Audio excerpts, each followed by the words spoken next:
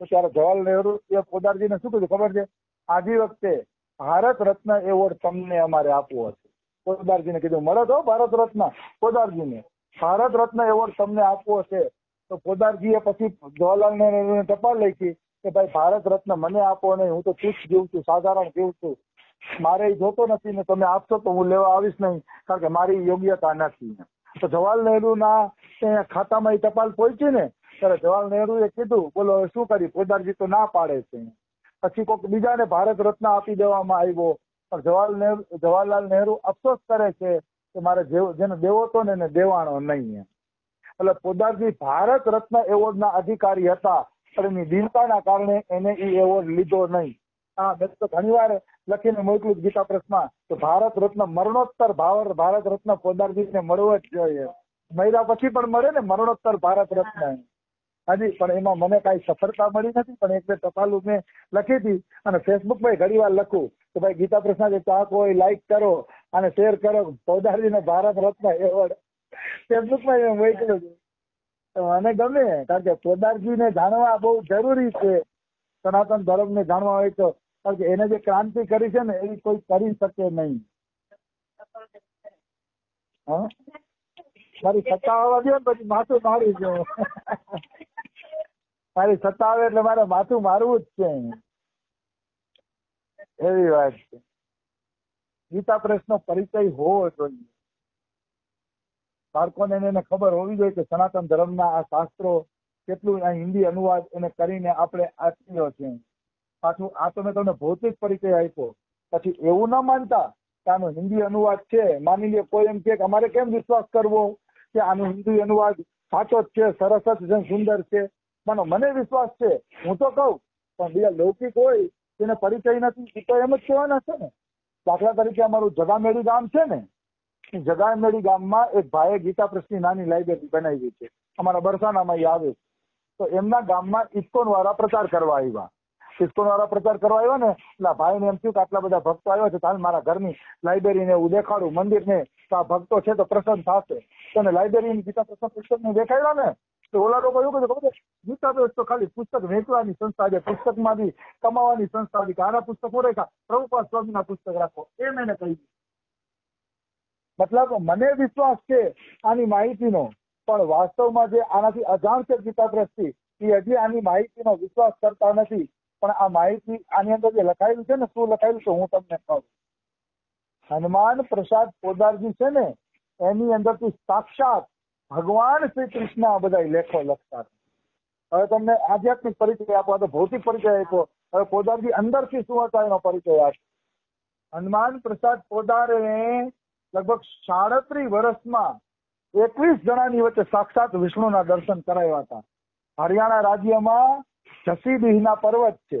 એ જસીડીહના પર્વતમાં એક સિમેન્ટની ફેક્ટરી છે ડાલમિયા વાળાની. એ ડાલમિયા વાળા છે ને એ પોદારજીના ચાહક હતા. તો પોદારજી જયારે અહીંયા ભજન કરવા માટે ગયા, 37 વર્ષની ઉંમર હતી, તો જયદયાલ ગોયનકા અને એના 15 મિત્રો જસીડીહના પહાડના જંગલ ઉપર ગયા. તો જયદયાલે કીધું કે પોદાર વિષ્ણુનું ધ્યાન કર અને વિષ્ણુને તું બોલાવી દે. મને વિશ્વાસ છે કે તું વિષ્ણુને બોલાવીશ તો વિષ્ણુ ભગવાન જરૂર આવશે. પણ પોદારજી આમ ધ્યાન કરવા માંડ્યા, વિષ્ણુ ભગવાનને બોલાવ્યા તો 16 જણાની વચ્ચે સાક્ષાત વિષ્ણુ ભગવાનને પ્રગટ કરતા.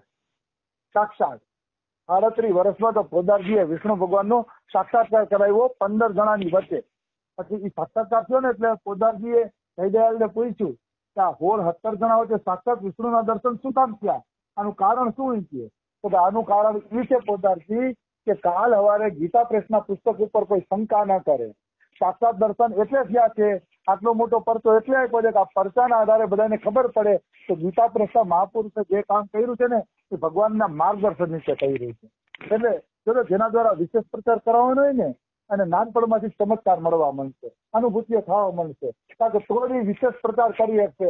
આપણા જેવાની વાતો કોણ માને ન કરે? આવી વસ્તુ છે. વિશેષ પ્રચાર જેને કરાવો ને આ નાનપણથી અનુભૂતિ થાય. તો પોદારજીએ સાક્ષાત દર્શન કર્યા અને છેલ્લે તો એની એવી સ્થિતિ થઈ ગઈ કે કૃષ્ણ ભગવાનના શરીર ઉપર કબજો કરી લીધો. પછી તો પોદારજી ભાનમાં ન રહેતા ને એટલે કૃષ્ણ એના હાથેથી પછી આ બધું કલ્યાણનું કામ લખતા. એનું હું તમને એક ઉદાહરણ આપું. હનુમાન પ્રસાદ પોદારના એક ફેમિલી ડોક્ટર હતા.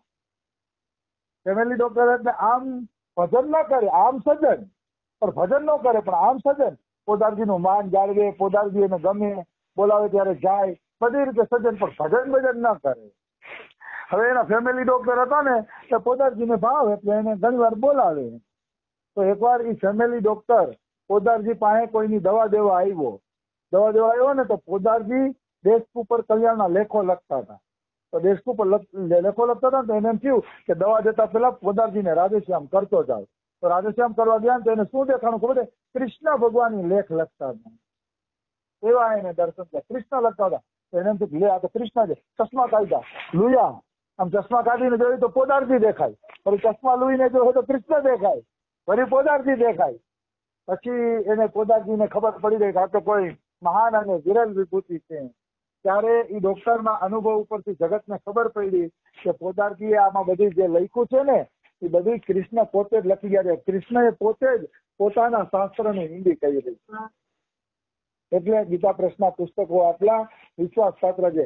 આ કઈ ખાલી લેખકોના લખાયેલા જ નથી. આ ગીતા પ્રેસના તો સ્વયં ભગવાન હલાવતા હતા, ભગવાન પોતે. હવે આમાં એવું હોય એમ કે પ્રકારે સંતો હારે જોડાયેલા રહીએ ને એટલે લાયક જ છે માની. એને જે એમ કઈ પ્રકારે તમે સંતોનો સંગ કરી લીધો ને, મારે તમને તો આપણે હમણાં બપોર વાત હતી ને, સનાતન ધર્મનો પ્રચાર હાથે સંતો ન કરવાનો હોય, ખાલી દ્રષ્ટિ કરજે ને તો સનાતની બની જાય. ચૈતન્ય મહાપ્રભુની ખાલી છે ને એ રસ્તેથી જાતા ને ત્યાં એવા કૃષ્ણ પ્રેમમાં પાગલ કરી દેતા કે હરિહરી બનતા ગામમાં જતા તો ગામ આખું હરિહરી બોલવા માંડતું એને જોઈને. સનાતન ધર્મ વાળાને મિટિંગો ન કરવી પડે, દ્રષ્ટિ કરી દે ને ત્યાં બધાને સનાતની બનાવી દે. શું વાત સમજો કે મહાપુરુષની તમે, એવી વાત છે.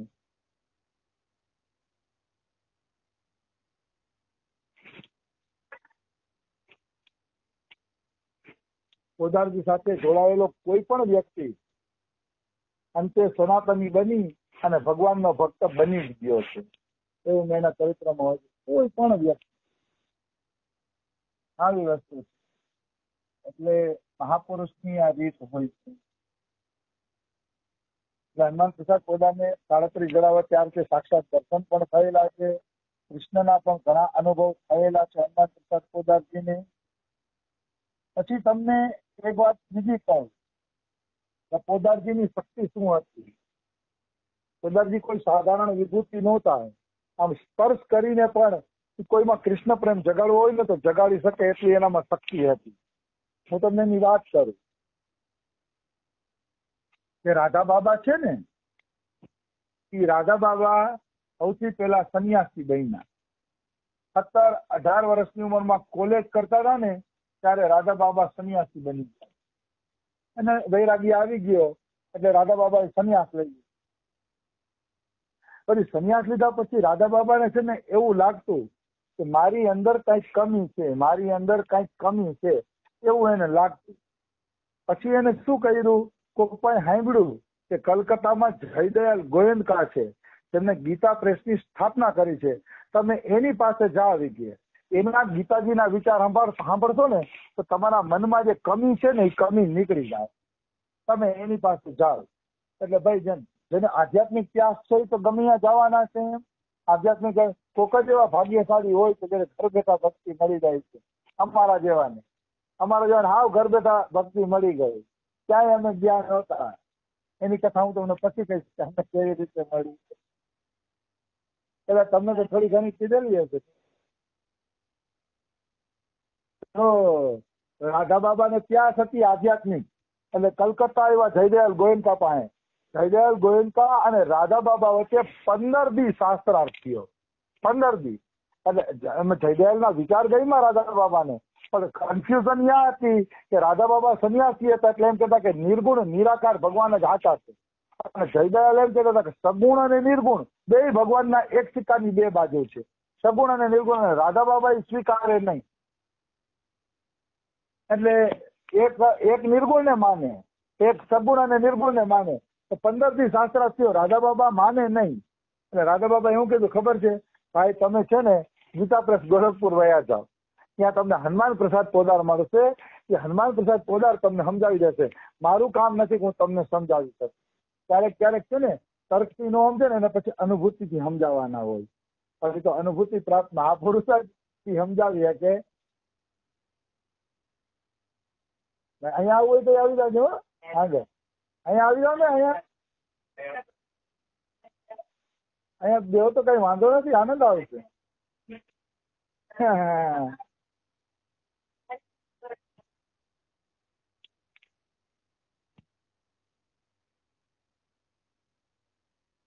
તો રાધા બાબાને કીધું કે તમે છે ને ગોરખપુર વયા જાઓ, ત્યાં તમને હનુમાન પ્રસાદ પોદાર મળશે કે એને તમે મળો કે એ તમારી શંકાનું સમાધાન કરશે. તો રાધા બાબા તો સંન્યાસી બની ગયા હતા, પૈસાનો સ્પર્શ ન કરતા. એટલે જયદયાલ ગોયંકાએ ગોરખપુરની ટિકિટ કઢાવી દીધી અને ટ્રેનમાં બેહાડી દીધા કલકત્તાથી. હવે ત્યારે ટ્રેનો કોલસાવાળી હતી એટલે ધીમે ધીમે હાલતી. એટલે 2 દિવસે એ ટ્રેન ગોરખપુર પહોંચી અને 2 દિવસ સુધી રાધા બાબાએ કેવલ 2 કેળાની છાલ જ ખાધી. ખાઈ તો પૈસા તો હતા ને, જમવાનું ટ્રેનમાં કોણ દેવા આવે? એટલે એની સામે જે ભાઈ કેળા ખાતો હતો ને એ કેળાની છાલ ફેંકતો હતો. તો રાધા બાબાએ કીધું કે છાલ ફેંકો નહીં, મને આપી દો, હું ખાઈ જઈશ. એ ખાલી એને 2 દીમાં 2-3 કેળાની છાલ જ ખાધી રાધા બાબાએ. એને આધ્યાત્મિક ત્યાગ છે તો ભાઈ બધું કરવાના છે. એટલે પછી એ ગોરખપુર આવ્યા. ગોરખપુર આવ્યા ને ત્યારે થોડા એને ચક્કર આવતા હતા, કારણ કે 2 દીના ભૂખ્યા હતા, કોઈ પણ પ્રકારનું જમવાનું જમ્યા નહોતા, તો થોડા ચક્કર આવતા હતા. ટ્રેનમાંથી ઉતરીને પૂછ્યું, ભાઈ અહીંથી ગીતાપ્રેસ ગોરખપુર કેટલું થાય? તો કે 4 કિલોમીટર. અને અરે બાપ રે, પૈસા હતા નહીં, ઘોડાગાડી કરે. એટલે 4 કિલોમીટર હાલીને રાધા બાબા ગીતાપ્રેસ ગોરખપુર ગયા માંડ. અને ત્યાં જઈને ફસડાઈ પડ્યા. હવે હાલવાની એનામાં બિલકુલ શક્તિ રહી નહોતી. એટલે ફસડાઈ પડ્યા ને પછી એને કીધું કે ભાઈ મારે હનુમાન પ્રસાદ પોદાર ને મળવું છે, તો હનુમાન પ્રસાદ પોદાર ક્યાં મળશે? એ ભાઈ કીધું ગીતા વાટિકા વયા ગયા, જેનું રહેણાંક છે ને રહેણાંક છે ત્યાં વયા ગયા ગીતા વાટિકા. તો કેટલું દૂર છે? તો કે 4 કિલોમીટર. પછી તો રાધા બાબાને ચક્કર આવતા હતા, હાલવાની ટેવલ નહોતી ને, 4 કિલોમીટર પાછું કેમ હાલ? તો ગીતા પ્રશ્ન સજ્જન હતો ને શેખ, એને કીધું કે બાબા હું તમને ઘોડાગાડી કરી દઉં છું, તમને મૂકી જશે. પછી રાધા બાબા માટે ઘોડાગાડી કરી દીધી અને એ પછી ગીતા વાટિકા આવ્યા. ત્યારે ગીતા વાટિકા 1 વર્ષનું અખંડ સંકીર્તન હાલતું હતું. હરે રામ હરે કૃષ્ણ પોદારજી ઘણી વાર વરાજીના કીર્તન બોલશે, અખંડ રાત દિવસ ચાલુ, ખર્ચો બધો એનો. એવું ગીતા પ્રસે જે રૂપિયો વાપરો છે ને એવી રીતે કોઈ રૂપિયો વાપરી ન શકે. કલકત્તામાં બાઢ આવતી ને ત્યારે 40 છાવણી ખોલતા અન્નક્ષેત્રની, કારણ કે એટલા ગામ તબાહ થઈ જતા. 40 અન્નક્ષેત્રની છાવણી ખોલતા. તો જયદયાલ ગોયંકા છે ને, જયદયાલ ગોયંકા એના પૈસા વાપરે. શેઠજી કહેવાતા, શેઠ હતા મોટા. તો પૈસા વાપરતા એના ઘરમાં પૈસા ખૂટવા આવ્યા જયદયાલ ગોયંકાના. ત્યારે ઘરમાં શું કર્યું ખબર છે જયદયાલ ગોયંકાને? હવે કેટલા દી આ તમારા અન્નક્ષેત્રની છાવણી હલવી છે, હવે આપણા ઘરમાં અનાજ ખૂટી ગયું છે, કેટલા દી છાવણી હલાવવાની છે? તો જયદયાલ ગોયંકા કહે કે એની લાઈનમાં ઉભા રહીને એ છાવણીમાં જો આપણે અનાજ ન ખાઈ ત્યાં સુધી હલાવવી છે. મતલબ આપણે એની લાઈનમાં ઉભું રહી જવું, ત્યાં સુધી મતલબ બધું લૂંટાવી દેવું છે, ત્યાં સુધી છાવણી. ત્યારે ભાઈ મહાપુરુષ થઈને એમ થોડા કઈ મહાપુરુષ બનવું હેલું છે, આવી વસ્તુ છે. તો રાધા બાબાને 4 કિલોમીટર માટે ઘોડાગાડી કરી દીધી. જયારે ગીતા વાટિકા પહોંચ્યા ત્યારે અખંડ સંકીર્તન હાલતા હતા. એટલે રાધા બાબા બેઠા અને પૂછ્યું, ભાઈ કોઈ હનુમાન પ્રસાદ પોદારને સમાચાર આપો ને, મારે મળવું છે, મારામાં છે ને કે હાલવાની તાકાત નથી. એટલે સંન્યાસીજી બેસો, હમણાં સમાચાર આપીએ. પોદારજીને સમાચાર દીધા એટલે પોદારજી તો ઓળખે ને પોતાના જીવને. સંતો તો પોતાના જીવને ઓળખતા હોય કે કોણ પોતાનું છે. એટલે પોદારજી આવીને રાધા બાબાના ચરણ સ્પર્શ કર્યા. ચરણ સ્પર્શ કરતા જ એને કાનુડાની બધી લીલાઓ પ્રગટ થઈ જાય. વ્રજની ચરણ સ્પર્શ કરતા જ. અને પછી પોદારજીએ પૂછ્યું કે જયદયાલ ગોયંકાનો મને તાર આવ્યો હતો અને એને તમને મને મોકલા છે, બોલો કે તમારે શું શંકા છે? તો કે હવે મારે કાંઈ શંકા નથી. ચરણ સ્પર્શ કરીને બધું આપી દીધું. એક પ્રશ્ન રાધા બાબાએ પૂછ્યો નહીં, 15 દી સુધી તર્ક ચાલતો હતો, કોઈ સમાધાન થતું નતું કે ભગવાન સગુણ છે કે નિર્ગુણ છે. અહીંયા ખાલી ચરણ સ્પર્શ કર્યાથી રાધા કૃષ્ણની બધી લીલાઓ પ્રગટ કરી દીધી. પછી રાધા બાબા એક પ્રશ્ન પૂછ્યો નહીં. પછી રાધા બાબા જયારે પોદારજી ધામ પધારી ગયા ને ત્યારે રાધા બાબા એના શિષ્યોને કહેતા, શું કહેતા ખબર છે કે મેં મારી જિંદગીમાં આવા ગુરુ નથી જોયા છે. હંમેશા છે ને લેવાવાળો નીચો હોય અને દેવાવાળો ઉપર હોય છે. આ તો લેવાવાળો ઉભો હતો ને દેવાવાળાએ ઝૂકીને આપ્યું છે. આવું કે રાધે રાધે રાધે આવું રાધા બાબા કહે કે મેં જિંદગીમાં ક્યાંય જોયું નથી. મારું કહેવાનો ભાવ શું છે, આ બધા લક્ષણો ગુડ છે. દેવા વાળો હંમેશા ચૂપકેથી અને ઝૂકીને આપી દે છે. એ કોઈ પ્રચાર નથી કરતો મેં આટલું આપી દીધું. હંમેશા ભગવાન અને સંતોના કાર્ય છે ને છુપકે છુપકે જ થતા હોય છે.